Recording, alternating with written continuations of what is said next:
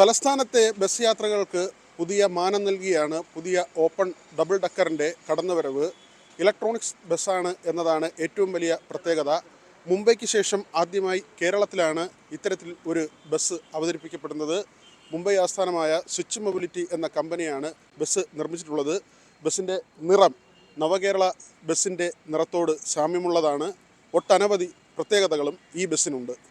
1,90,00,000 രൂപ മുടക്കി വാങ്ങിയ ബസ്സിൽ പ്രത്യേകതകൾ ഏറെയാണ്. 2 നിലകളിലായി ആകെ 65 സീറ്റുകൾ, താഴെ 30ഉം മുകളിൽ 35ഉം. 9.8 മീറ്ററാണ് ബസ്സിൻ്റെ ആകെ നീളം. കയറാനും ഇറങ്ങാനുമായി മുൻപിലും പിറകിലുമായി 2 വാതിലുകൾ. ബസ്സിനുള്ളിൽ 5 ക്യാമറകളാണ് സ്ഥാപിച്ചിട്ടുള്ളത്. ഇതിനു പുറമെ TV, മ്യൂസിക് സിസ്റ്റം, ഇറങ്ങേണ്ട സ്ഥലങ്ങളുടെ വിവരങ്ങൾ കാണിക്കുന്ന LED ഡിസ്പ്ലേകൾ എന്നിവയുമുണ്ട്. യാത്രക്കാർക്ക് സ്റ്റോപ്പ് എത്തുമ്പോൾ അവരുടെ സീറ്റിൽ സ്ഥാപിച്ചിരിക്കുന്ന സ്റ്റോപ്പ് ബട്ടൺ ഞെക്കിയാൽ മതിയാകും. ആളുകൾ ഇറങ്ങാനുണ്ടെന്ന സന്ദേശം ഡ്രൈവറിന് ലഭിക്കും. 2 ചാർജിംഗ് പോയിന്റുകളാണ് ബസ്സിനുള്ളത്. ഒരു തവണ ഫുൾ ചാർജ് ചെയ്താൽ 180 മുതൽ 240 കിലോമീറ്റർ വരെ സഞ്ചരിക്കാൻ സാധിക്കും.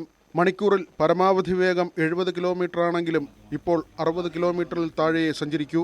നിലവിൽ ഡീസൽ ഡബിൾ ഡക്കർ ബസ്സുകൾ നടത്തുന്ന സർവീസുകൾ ഏറെ ജനകീയമാണ്.